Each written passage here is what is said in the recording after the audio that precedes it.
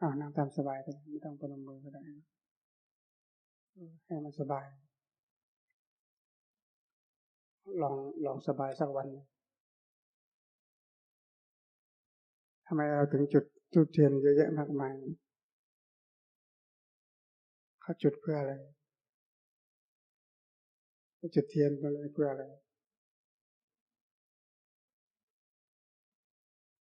บอกเป็นพิธีกรรมแต่ว่าเทียนไฟฟ้านะมันไม่เห็นอะไรมีแต่แสงสว่างแต่ถ้าเป็นเทียนอย่างนี้เห็นละเห็นว่าเขาประจุดเพื่ออะไรเมื่อกี้เป็นประธานมาจุดโดยเทียนสองทำจริงๆต้องไปตั้งใกล้ๆตั้งกลางๆทุกอย่างที่เราทำกิจกรรมหรือว่าพิธีกรรมที่เราทำโบราณอาจารย์ท่านคิดแล้วคิดอีกที่จะมีพิธีกรรมอย่างนี้ไม่ได้ทำสักแต่ว่าทำคือมันมีเหตุมีผลแล้วก็เป็นความจริงแต่เรามองไม่เห็นเหตุมองไม่เห็นผลอย่างเทียนเนี่ยมันก็ยังอธิบายเหมือนคุณแม่เซมโมเซจูใช้เวลาอยู่ในโลกนี้74 ปีเกือบเท่าเกณฑ์75 ปีก็บอกว่าเกณฑ์75 ปีเขามีวิธีคิดอย่างนี้เรานับเป็นพศตอนนี้พศ2566มันก็เอาแค่จำนวนเต็มคือ100 ปีวิรศาตวัฏ100 ปีลงไปนับหนึ่งนั้น1,000 ปีก็10 2,000 ปีก็20 2,500ก็25ใน100 ปีมันก็เหลือแค่75ในอายุมนุษย์นะอายุมนุษย์มันก็จะสั้นลงไปเรื่อยอย่างนี้ไปเรื่อยเพราะฉะนั้นโบราณอาจารย์ท่านจึงอันนี้เอามาให้เราดูก็ใช้ตรงกันที่เราคิดทุกวันเนี่ยมนุษย์ทุกวันเนี่ยมันจะมีความสุขหรือความทุกข์ก็เพราะ3 เรื่องถ้าใครจัดการ3 เรื่องนี้ได้คนนั้นก็อยู่กับโลกนี้ได้ใครจัดการกับ3 เรื่องอันนี้ไม่ได้คนนั้นก็อยู่กับโลกนี้ไม่ได้อยู่ยากผมก็เป็นฆ่าตัวตายเรื่องที่1ก็คือความคิดเรื่องที่2ก็คือคำพูดเรื่องที่3ก็การกระทำ3 เรื่องอันนี้ที่มีอิทธิพลต่อชีวิตของพวกเราอันนี้คือภาพรวมมันไม่เกี่ยวกับศาสนาที่เราพูดมันไม่เกี่ยวกับศาสนาถ้าศาสนาใดก็ตามที่ไม่จะสามารถที่จัดการอันนี้อย่างเป็นระบบคือไม่ทันความคิดของตัวเองไม่ทันคำพูดของตัวเองไม่ทันการกระทำของตัวเองภาษาเราเรียกสิ่งนี้ว่ากรรมภาษาฝรั่งเรากรรมเหมือนกันแต่คนละความหมายเพราะนั้นกรรมมันเกิด3 วิธีเนี่ยมาจาก3 เรื่องแค่นี้ไม่ได้มากเลยถ้าใครควบคุม3 เรื่องอันนี้ได้ก็ควบคุมกรรมได้เราก็จะเข้าใจชีวิตก่อนที่ไปถึงตัวนั้นทำไมเมื่อกี้ที่เราถามว่าทำไมจุดเทียนเยอะแยะมากมายทั้งไฟฟ้าทั้งของจริงของปลอมเราเห็นอะไรหรือยังคนข้างหลังอาจจะมองไม่เห็นเทียนแต่ท่านประธานผมมองเห็นอันนี้คือชีวิตคนชีวิตของคนคนหนึ่งมาอธิบายตั้งแต่ต้นจนจบมาอธิบายว่าที่ท่านประธานเริ่มจุดถ้าเป็นมนุษย์ก็แปลว่าเกิดดวงชาตาแปลว่าเกิดแล้วพอเกิดเสร็จมนุษย์มันเข้าใจผิดคือคิดคือวิธีคิดผิดว่า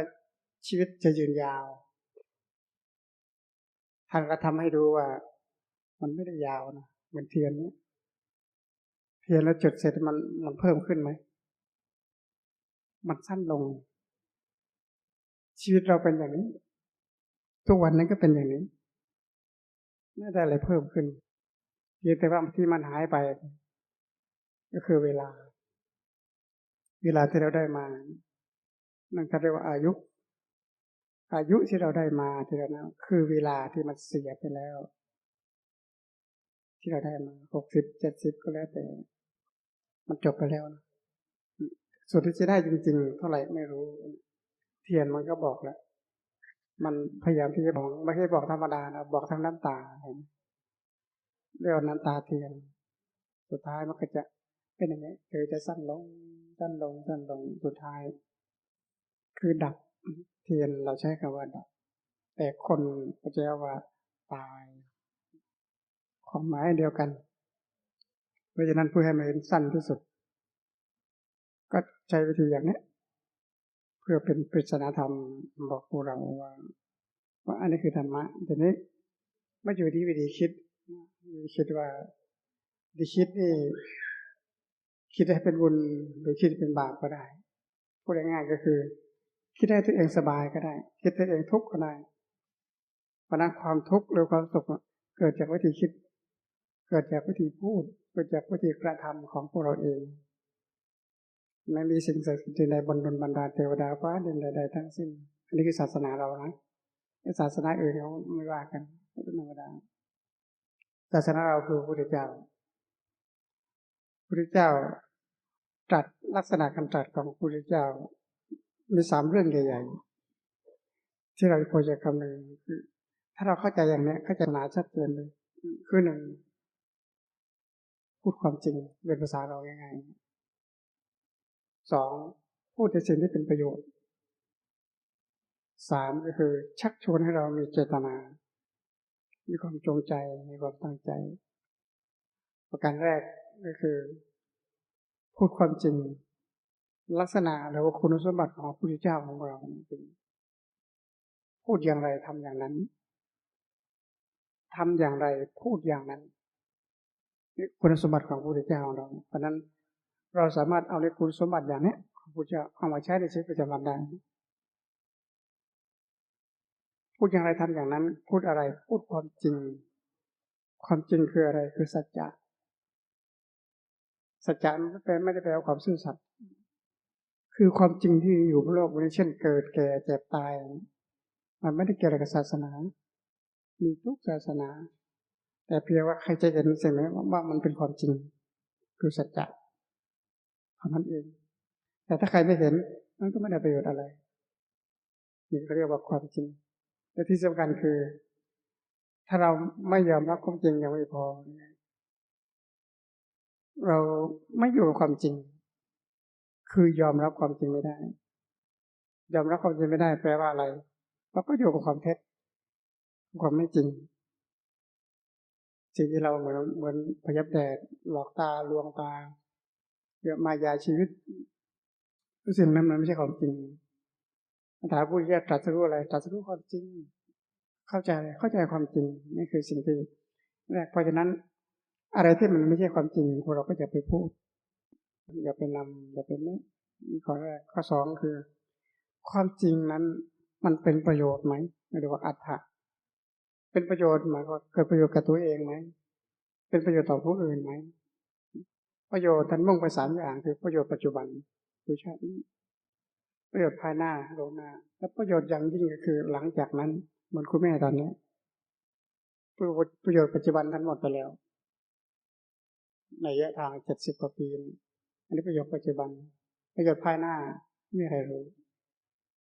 ประโยชน์อย่างยิ่งอันนี้ยิ่งหนักเข้าไปอีกไม่มีใครรู้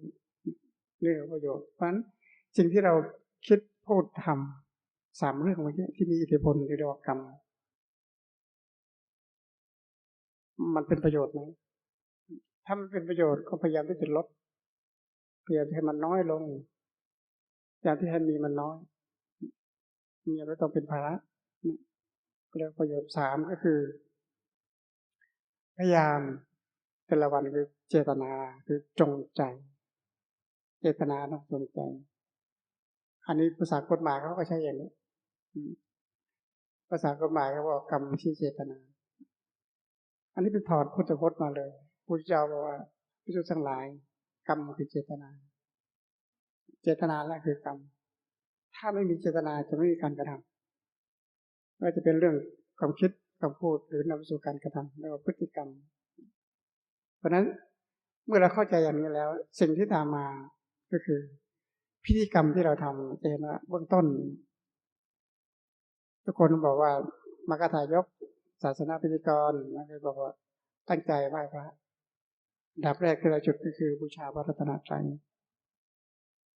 คือทุกเทียนบูชาพระรัตนตรัยนั่นก็แปลว่าให้ข้าเรานั้นเป็นพระสถานะก็ให้เป็นพระสถานะของใจคนมันไม่เหมือนกันไม่เท่ากันไม่เท่ากันตรงไหนมันสูงต่ำไม่เท่ากันเรานั่งอยู่ตรงนี้เรารู้ได้ว่าใครคิดอะไรนั่นแหละคือสถานะถ้าคิดในขณะนั้นไม่คิดเหมือนคนไม่คิดเหมือนมนุษย์ไม่ได้คิดเหมือนพระคาริวภูมิหรือระดับตัวอย่างอันนี้เราละผ้าเสร็จละผ้าเสร็จท่านว่าให้รับศีลทันทีศีล5 ข้อทำไมเราลองนึกภาพดูถ้าคนเราไม่มีศีลสักตัวมันเหมือนอะไรพอเราลองนึกออกไหมที่เราเรียกว่าเป็นคนหรือมนุษย์เรียกว่าเป็นพระต่อให้เป็นพระอย่างนี้แล้วแต่ถ้าศีลไม่มีสักข้อเรียกตัวเองเป็นคนได้ไหมเรียกตัวเองว่ามนุษย์ได้ไหมเรียกตัวเองเป็นพระได้ไหมไม่ได้มันเป็นไม่ได้มันเป็นอะไรมือ2 เท้า4เขามีหางมีเขาเห็นไหมหมายถึงสภาวะจิตนะสภาวะจิตในขณะนั้นมันไม่ได้เป็นคนถ้าพูดง่ายๆก็คือมันเป็นสัตว์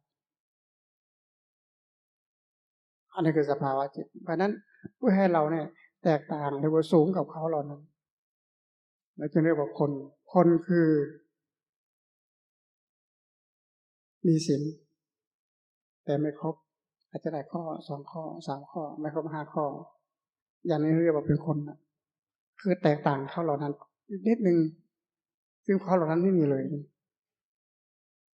อันนี้คือคนสภาพของคนทีนี้ถ้าใครมีครบ5 ข้อนี้มีครบเลยเราจึงเรียกคนนั้นว่ามนุษย์มนะอุตสะไปปัจจัยสูงกว่าอะไรสูงกว่าคนสูงกว่าสัตว์หมายถึงสภาวะจิตใจไม่คือมนุษย์สูงกว่ามนุษย์ก็เป็นพระดังนั้นบอกว่าพระเนี่ยมันสูงกว่ามนุษย์ทันทีเลยนะโดยพฤติกรรมของเราว่าพระภาษาศีลนะยกจากคนธรรมดาจะสูงกว่าเป็นมนุษย์ทันทีเลยเห็นไหมในอานิสงส์ถ้าเราเข้าใจอย่างนี้เห็นคุณค่าเห็นประโยชน์อย่างนี้โอ้มันจะมีคุณค่าอย่างมากเลยอย่างไงไกลๆว่าพิธีกรรมพิธีเกินไปไหนก็จะเป็นอย่างนี้หลังจากไหว้พระรับศีลเสร็จก็คุยกันไปพระเทศกันไปมันไม่ได้ประโยชน์อะไรเหมือนเราวันนี้เรามางานคุณแม่แทนที่จะดูตัวอย่างว่าคุณแม่เมื่อก่อนก็เหมือนเรามีทุกอย่างเหมือนเราตอนนี้ไม่มีแม้แต่ธาตุทั้ง 4ก็ยังไม่ครบรูปที่มีอยู่ก็ยังไม่ครบส่วนนามไม่ต้องไปพูดถึงแล้วแม้พระพุทธเจ้าของเราสอนเรื่องอย่างนี้ความคิดการพูดการกระทำมันเกี่ยวข้องกับรูปกับนาม2 เรื่องแค่นี้หลังจากนั้นก็คือสอนให้พระสอนให้บริสุทธิ์เราเข้าใจ2 เรื่องแค่นี้นะคือรูปร่างกายของเราเขาเรียกว่ารูป1เรียกว่านามรูปก็คือดินน้ำไฟลมเหมือนคุณแม่ตอนนี้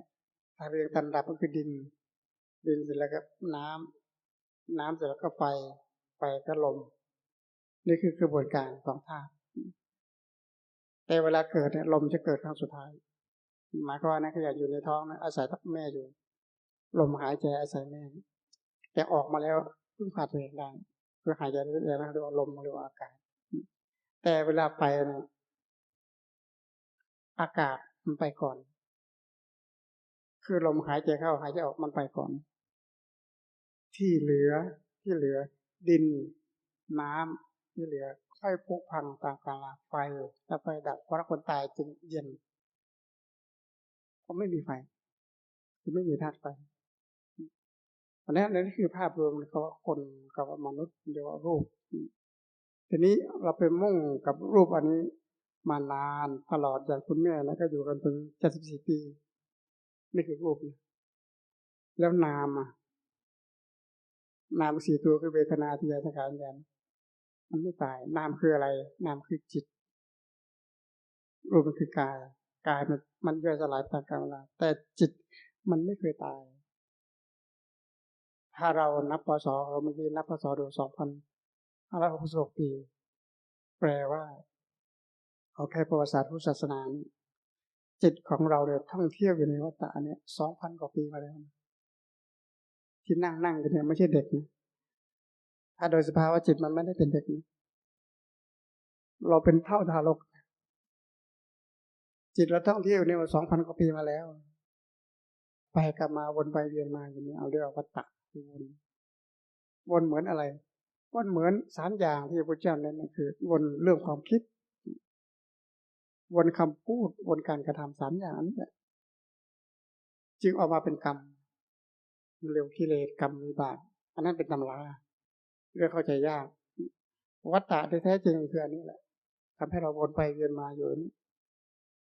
เพราะฉะนั้นถ้าใครอยากเข้าใจสิ่งเหล่านี้หรือจัดการสิ่งนี้ได้ก็คือดูศึกษาระบบความคิดของตัวเองเพราะสักพักเดี๋ยวพระก็ท่านจะบอกละก็จะเป็นภาษาบาลีเป็นน่าเสียดายเพราะนั้นทำเรียนจะบอกให้เทศก่อนฟังให้เทศก่อนคือให้พูดก่อนแล้วค่อยสวดทีหลังพอสวดยังไงก็ไม่เข้าใจเดี๋ยวพระก็จะสวดว่ากุศลธรรมาอกุศลธรรมาอภยกตาธรรมาเป็นต้นก็อันนี้คือลักษณะของคนที่เป็นคนเป็นมนุษย์มันมีแค่นี้คือ1กุศลธรรมาคือทำดีคิดดีพูดดีทำดีกุศลธรรมาอกุศลธรรมาถ้ามันไม่คิดดีพูดดีมันก็ตรงกันข้ามกับอกุศลธรรมาคิดก็ไม่ดีพูดก็ไม่ดีทำก็ไม่ดีแต่ผลมันต่างกันผล2 อย่างมันต่างกันแต่ตัวที่3คืออภยกตาธรรมาตัวเป็นกลางนั่นแหละคือใจเพราะฉะนั้นใจเราจริงๆถ้าเราศึกษาเราปฏิบัติจริงๆแล้วใจของเราไม่ได้บุญไม่ได้บาปมันไม่ได้สุขไม่ได้ทุกข์เพียงแต่สุขมันอยู่ในใจเรียกว่าสุขใจทุกข์มันอยู่ในใจเรียกว่าทุกข์ใจเพราะใจเนี่ยมันเอาทั้ง2 อย่างมันเป็นเพื่อน2 อย่างแต่ถ้าใจเป็นกลางจริงคือไม่สุขไม่ทุกข์คืออุเบกขาแปลว่าวางอะไรคือวางสุขวางทุกข์อันนั้นได้คือวางอารมณ์ได้เพราะนั้นการปฏิบัติของเราต้องการให้จิตของเราเข้าใจทั้งสุขและทุกข์และก็วางว่าอันนี้แหละเครื่องมือที่จะพาเราไปคือในบุญกับในบาปนี่แหละเหมือนคุณแม่ตอนนี้ไม่เกี่ยวกับรูปอันนี้แหละนามนี่ยังจะพาไปถามว่า74 ปีที่ผ่านมามันอยู่กับบุญหรืออยู่กับบาปพูดง่ายๆคือทำบุญและบาปมากกว่ากันอันนั้นเป็นเรื่องของคิดพื้นฐานธรรมดาเลยทำบุญมากไปดีคือได้ดีพูดง่ายๆแต่ทำไม่ดีมันไปทางไม่ดีนี่เป็นเรื่องธรรมดาเป็นการยุติธรรมที่สุดฉะนั้นวันนี้เราเอามาในงานศพของคุณแม่วันนี้ก็ขอให้เราได้เห็นสิ่งเหล่านี้เขาเรียกว่าถ้าจะบอกว่าดวงตาเห็นธรรมมันจะสูงไปแต่ถ้าเรามองไม่เห็นสิ่งเหล่านี้คือไม่เข้าใจสิ่งเหล่านี้สุดท้ายมันก็ได้แค่พิธีกรรมจนกลายเป็นพิธีเกินจนไม่รู้มันทำเพื่ออะไรแต่เช่นเข้ามาเดี๋ยวมาเข้ามาจุดเดี๋ยวสักพักเทียนเนี่ยสรุปว่าวันนี้เราจุด3 รอบจุดครั้งแรกพระอนัตใจครั้งที่2ครั้งที่3เพื่อให้เราเห็น3 ครั้งเนี่ยถามว่าเราเห็นเราได้อะไรบ้างครั้งที่1อันนั้นไม่เห็นอะไรใช่ปะครั้งที่2ครั้งที่3ก็จะเหมือนเนี้ย แต่ว่าเรามองไม่เห็นว่าลึกๆที่มันซ่อนเอาไว้มันคืออะไรเพราะฉะนั้นที่ทำเริ่มบอกเราแล้วชีวิตเราเริ่มสั้นแล้วเหมือนกับพวกเราเป็นวันหนึ่งตัวนี้มันก็จะต้องดับแต่คนเราเรียกว่าตายหมายความว่าธาตุทั้งสี่มันอยู่ไม่ได้แต่ตัวที่มันจิตที่มันครองร่างเหมือนพวกเราตอนนี้ออกจากบ้านเราต้องอยู่ร่างกายไอ้ตัวเราคือจิตตอนนี้แต่ถ้าตอนนี้เราไม่กลับเข้าไปบ้านอีกมันก็เป็นบ้านร้างกลายเป็นบ้านร้างกลายรอวันเวลาที่ผูกพันไปตามกาลเวลาแล้วเราคนมันต้องไปต่อแต่นี่คนไปต่อในกระเป๋าไม่มีอะไรเลยคือไม่มีต้นทุนไม่มีต้นทุนจะเกิดอะไรขึ้นพวกเราโชคดีกับคนที่เกิดมาเป็นคนเป็นมนุษย์เขาถือเป็นบุคคลที่มีต้นทุนดีนะถ้าต้นทุนไม่ดีเกิดมามีเหมือนเราทุกอย่างแขนขาตาจมูกกินกามเกียรติมีทุกอย่างแต่พัฒนาอะไรไม่ได้อันนั้นก็ต้นทุนมันต่ำเพราะอะไรเพราะว่าศีลไม่มีสักตัวเลยเพราะนั้นอยากเน้นย้ำพวกเราศีลคือการรักษากายวาจาเมื่อกี้ก็บอกว่าเจตนาคือตัวที่สามที่พระเจ้าบอกว่ามันอยู่ที่เจตนาอยู่ที่ไหนก็เป็นศีลได้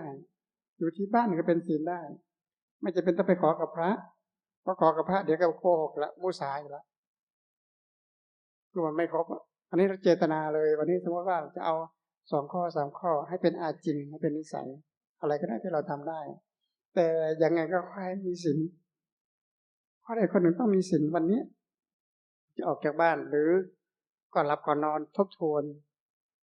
ศีลของตัวเองวันนี้เรื่องกายเรื่องวาจาเรื่องใจตรงไหน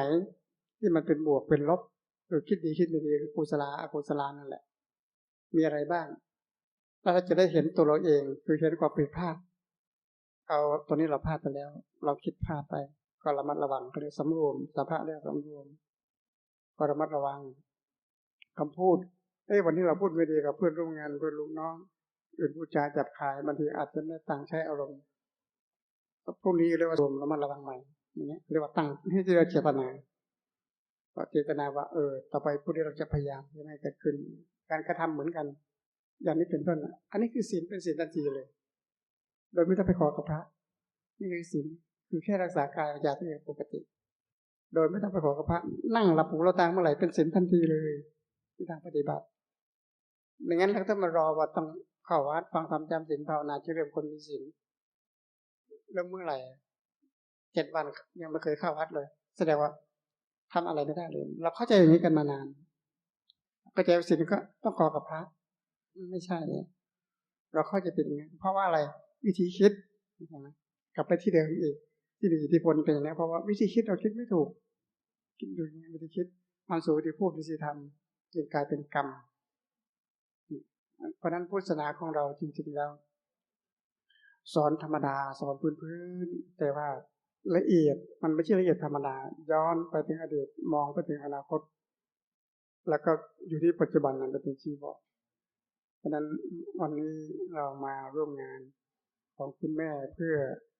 หนึ่งก็คือแสดงความไว้อาลัยในการจากไปของคุณแม่ให้ญาติคือมาแล้วก็ให้รับประโยชน์คือสาระคือแก่นจริงๆวันนี้พระอย่างน้อยที่สุดก็ได้จำสักเรื่อง2 เรื่องสักอย่าง2 อย่างเพื่อไปเป็นแนวคิดเป็นแนวนึกแนวปฏิบัติอันนี้คือการปฏิบัติธรรมแล้วคุณไม่จำเป็นต้องเป็นหลับหูหลับตาที่ไหนก็ได้ที่บ้านก็หลับตาได้จริงๆการปฏิบัติธรรมไม่จำเป็นหลับตาลืมตาก็ปฏิบัติธรรมได้ข้อที่เรายังไม่เข้าใจในสิ่งเหล่านี้เด็กไกลว่ารอโอกาสรอเวลาเราจึงเสียโอกาสสุดท้ายโอกาสทั้งหมดอย่างคุณแม่74 ปีก็หมดไปมันเหลืออะไรเหลือแต่ความดีความไม่ดีซึ่งมันมีอยู่แล้วในดวงจิตของท่านนั้นที่จะไปต่อข้างหน้าหรือที่อะไรมันเยอะกว่ากันเหมือนกับพวกเราแต่พวกเราโชคดีตรงที่ยังมีโอกาสแก้ตัว สอนของคุณแม่มีโอกาสแก้ตัวแล้วนะเราถือว่าโชคดีมากๆเลยโดยเฉพาะอย่างยิ่งได้ฟังสาระที่เป็นพุทธพจน์พุทธธรรมที่เป็นประโยชน์อย่างแท้จริงดีกว่าไปฟังเทศตลกโปกฮาอะไรก็ไม่รู้ฟังอะไรก็ฟังแล้วกันไปไม่ได้ประโยชน์ไม่ได้สาระอันนี้สาระสำหรับฝากพวกเราในค่ำคืนวันนี้ในงานศพของคุณแม่เสื่อมหัวแซ่จูผู้ลงรับไปแล้วเจ้าภาพเรานี้ได้แก่พงแดงจังเกิลเคาน์เตอร์จังเกิลกรุ๊ปและก็ญาติพี่น้องลูกหลานทุกคนเพื่อเป็นเจตนารมณ์อุทิศส่วนกุศลแก่คุณแม่ผู้ลงรับไปแล้วเพราะนั้นสิ่งที่พระเจ้าตรัส3อย่างคือศีลสมาธิปัญญาศีลก็คืออย่างที่เรารับไปแล้วกายวาจาตอนนี้เรามีศีลแล้วนะมีศีลแล้วแปลว่าอะไรตอนนี้เป็นมนุษย์แล้วนะตอนนี้เป็นมนุษย์โดยสภาพไม่รู้ออกไปเป็นยังไงไม่รู้ตอนนี้มนุษย์แล้วสมาธิคือเรามั่นคงจดจ่อฟังตั้งใจฟังนี่คือสมาธิเบื้องต้นไม่ถึงขนาดสงบจนไม่รู้เรื่องรู้ราวเลยปัญญาคือคิดได้ด้วยตนเองว่าโอ้ใช้ได้จริงมันเรื่องราวมันเป็นอย่างนี้ถ้าทำได้มันควรจะเป็นอย่างนี้นี่เรียกว่าปัญญาเรียกว่าไตรสิกขาวันนี้ไตรสิกขาคือศีลสมาธิปัญญาเราได้บำเพ็ญพร้อมแล้วอันนี้เราจะเป็นภาระเป็นปัจจัยหนุนนำส่งเป็นกุศลธรรมถึงแก่คุณแม่ผู้ล่วงลับไปแล้วนอกจากนั้นก็เป็นตกอยู่ที่พวกเราสิ่งเหล่านี้ก็เป็นอยู่ที่พวกเราถ้าเราทำมาก็ลงมือทำที่พูดมาแล้วบอกก็เป็นสูตรมันไม่เหมือนฟังอาหารเหมือนเป็นสูตรเสร็จแล้วก็ต้องไปปรุงเสร็จแล้วต้องกินด้วยนะคือได้รสอย่างนั้นจริงๆเรียกรสแห่งพระธรรมเพราะนั้นเป็นสูตรอย่าไปจำแค่เป็นสูตรถ้าเอาไปปรุงคือลงมือปฏิบัติแล้วได้ผลแห่งการปฏิบัติน่ะคือรสแห่งธรรมนั่นเองขอเราทั้งหลายได้มีความสุขความเจริญได้พบกับรสแห่งพระธรรมอย่างแท้จริงทุกคนทุกท่านเถิด